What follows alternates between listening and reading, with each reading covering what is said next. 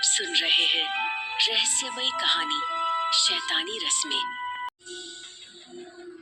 पीयूष को बचाने के लिए निकी रस्म निभाने के लिए तैयार हो चुकी थी। बूढ़ी माई ने उसकी हथेली पे धारदार चाकू की मदद से चीरा लगा डाला। चीरा लगते ही बूढ़ी माई जोर से चिल्लाई, अरे कोई मालिक का रक्त भोग का कटोरा तो लाओ, खून की बूंद जमीन पे ना गिरने पाए। थोड़ी ही देर में एक औरत ने एक सोने का बना कटोरा माई को पकड़ा दिया। माई ने निकी का खून उस कटोरे में जमा किया और जब वो कटोरा उसके खून से पूरी तरह से भर गया तब उन्होंने निकी के हाथ में लेप लगा दिया। ये देख वहां सबसे नजर बचाकर खड़ी चंडालिका मुस्कुरा उठी। निकी की आंखें अभी तक बंद थी। माई बोली, आंखें खोल लो बहुरानी, रस्म पूरी हो चुकी है। निकी ने डरते डरते धीरे से आंखें खोली तो देखा कि उसके हाथों में लेप लगा था। उसने तुरंत अपना हाथ छुड़ाया और पीयूष की तरफ भागी। रस्म पूरी होने की खुशी में चंडालिका ने पीयूष पर से अपनी शैतानी शक्तियों का असर हटा दिया। पीयूष एकदम से जमीन पर आ गिरा। ये देख निकी के साथ वहां खड़ी सभी औरतों की जान हलक तक आ गई थी। निकी तुरंत ही पीयूष के पास बैठ गई।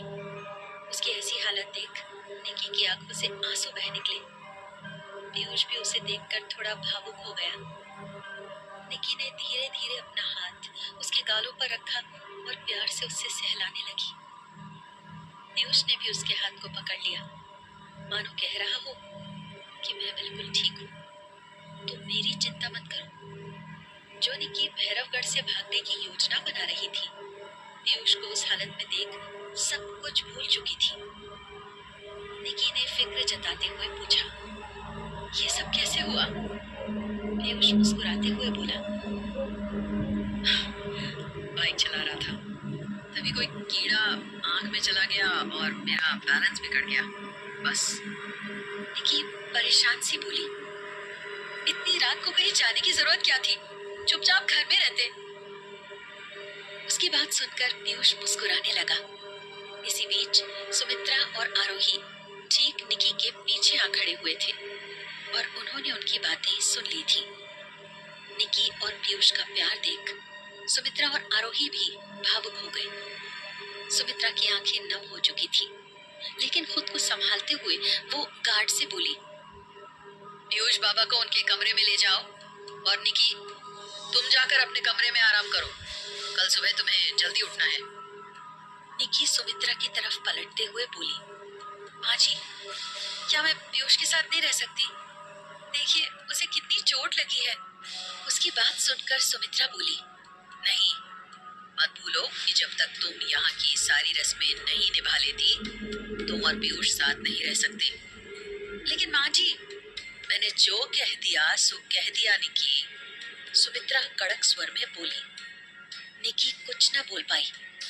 तभी माई बोली, रानी सा, रस्म तो हो गई, पर इस खून का भोग मालिक को कौन लगाएगा?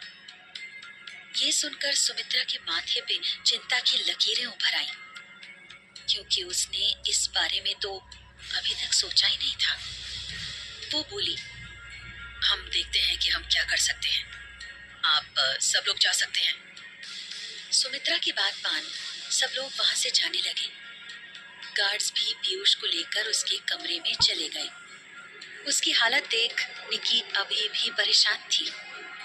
वो अपनी जगह से उठी और अपने कमरे की तरफ बढ़ने लगी। तभी उसने देखा कि सुमित्रा खून से भरे उस कटोरे को लेकर हवेली से बाहर जा रही है और उसके हाथ में वो चाकू भी है जिससे उसके हाथ में चीरा लगाया गया था। निकी ये देखकर हैरान थी कि उस चाकू पे खून की एक बूंद भी नहीं लगी है। चाकू बिल्कुल साफ था। वो दौड़कर उस जगह पे गई जहाँ पे वो बैठी थी, लेकिन वहां भी खून की एक बूंद नहीं गिरी थी। निकी हैरान होती हुई खुद से बोली, भला ऐसा कैसे हो सकता है? खून की एक बूंद तो गिरी होनी चाहिए थी। फिर उसने अपना हाथ देखा जिस पे लेप लगा था। वो लेप भी बिल्कुल सूख चुका था। निकी के लिए ये सब कुछ थोड़ा अजीब था। वो उसी बारे में सोचती हुई अपने कमरे की ओर बढ़ गई। पूरा आंगन खाली हो चुका था। तभी चंडालिका अपने स्थान से निकल वहां आई और हवेली की तरफ देखती हुई बोली, रहस्यों से भरे इस भैरवगढ़ में ये लड़की निकी खुद एक रहस्य बनकर आई है। आखिर ऐसा क्या है जो मेरी नजरों से अभी तक छिपा है? मैं क्यों आईने के उस पार जाकर इस लड़की की सच्चाई नहीं देख पा रही हूँ?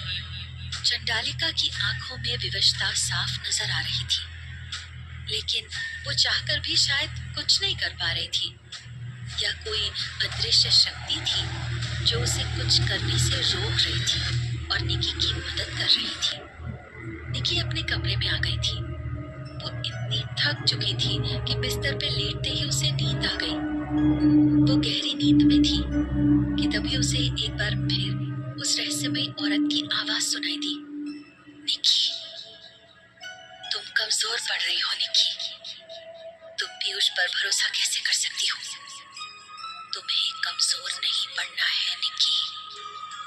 अचानक ये आवाज सुनते ही निकी की नींद टूट गई। वो हड़बड़ाहट में बिस्तर पर उठ बैठी और जोर से चिल्लाई, कौन हो तुम? कौन हो? मुझे क्यों परेशान कर रही हो? वो आवाज फिर से वहां गूंजी, मैं तुम्हें परेशान नहीं कर रही निकी। निकी भय भरी नजरों से इधर उधर देखती हुई बोली, तुम कौन हो? सामने क्यों नहीं आती? मैं सामने नहीं आ सकती निकी। निकी चिल्लाई, क्यों? क्योंकि तुम मुझसे हो और मैं तुमसे। तुम्हारा ही एक अंग हूं मैं। ऐसा समझ लो, मैं तुम ही हूँ। निकी हैरान होकर बोली, क्या मतलब है तुम्हारा? मैं अपने आप से बातें कर रही हूँ? मैं तुम्हें मेंटल पेशेंट दिखती हूँ? वो आवाज हंसते हुए बोली,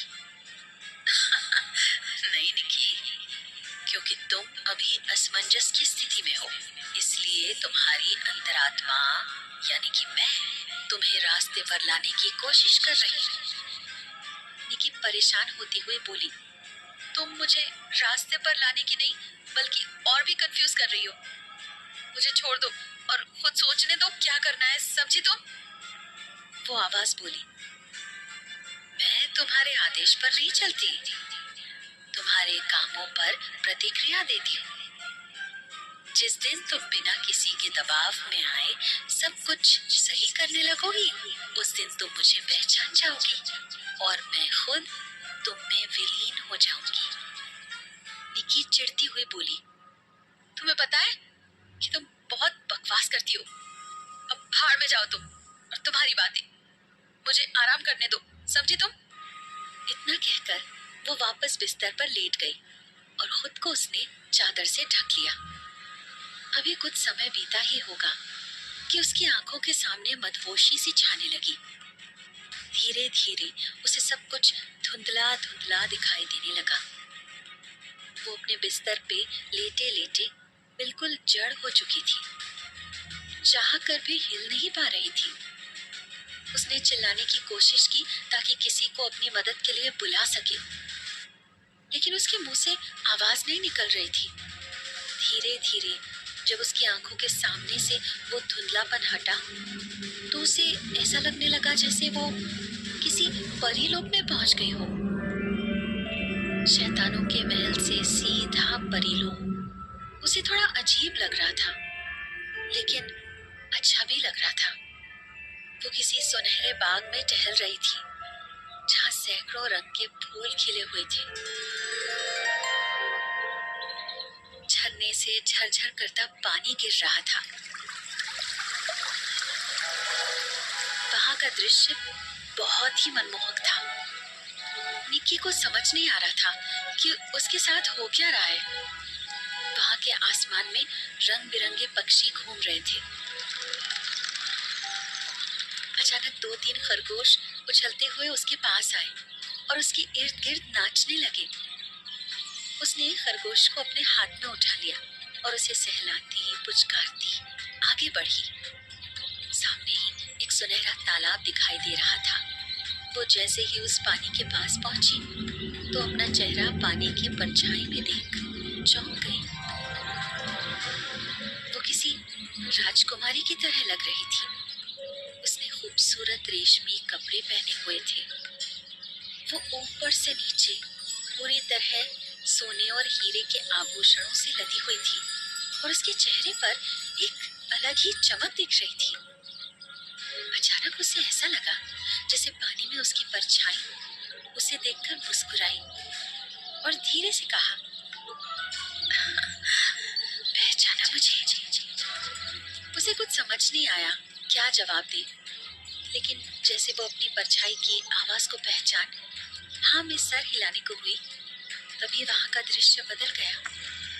हवाओं में काला रंग छाने लगा। उसकी परछाई का चेहरा मुरझा गया। वो निकी को आगाह कर पाती तभी किसी ने धनुष से एक तीर पानी के अंदर उसकी परछाई पे छोड़ दिया। उसकी परछाई काला धुआं बनकर पानी में ही गायब हो गई। वो तेजी से पलटी ये देखने के लिए कि ये किसने किया, लेकिन इससे पहले कि वो कुछ समझ पाती अचानक ही किसी ने उसके पेट में तलवार घोंप दी और वो चिल्लाती हुई वापस बिस्तर पर उठ बैठी। उसने झटपट अपना पेट देखा और पेट में कुछ भी चुभा न पाकर उसकी जान में जान आई। डर के मारे उसका शरीर पसीने से तरबतर हो चुका था। उसने कमरे में आस-पास भी देखा, लेकिन वहां कोई नहीं दिखा। उसने हाथ से अपने माथे का पसीना पोंछना चाहा, तभी उसका ध्यान अपनी हथेली पर गया। वो चौंक पड़ी। लेप बिल्कुल खत्म हो गया था और उसकी हथेली में कट का कोई निशान नहीं था। उल्टा जहां उसे चीरा लगाया गया था वहां एक त्रिकोण का निशान बन चुका था। अचानक उसे याद आया कि ऐसा ही त्रिकोण का निशान उसने सपने में भी देखा था। वो खुद से बड़बड़ाती हुई बोली, जिसने मेरे पेट पे तलवार घोंपी थी उसके हाथ में भी ऐसा ही निशान था। इस निशान का रहस्य क्या है? उसी समय दरवाजे पर दस्तक हुई। निकी ने आगे बढ़कर दरवाजा खोला तो देखा कि सामने एक नौकरानी खड़ी थी। निकी बोली, क्या हुआ? क्या काम है? नौकरानी बोली, बहू रानी, सवेरा हो चुका है, आज आपकी अगली रस्म होनी है। ये सुनकर निकी फिर परेशान हो गई कि सुबह सुबह एक और रस्म। आखिर अब कौन सी भयानक रस्म निकी का इंतजार कर रही है? आखिर क्या था निकी के हाथ में बने उस निशान का रहस्य? कहानी जारी रहेगी। बस आप बने रहे शैतानी रस्में के साथ।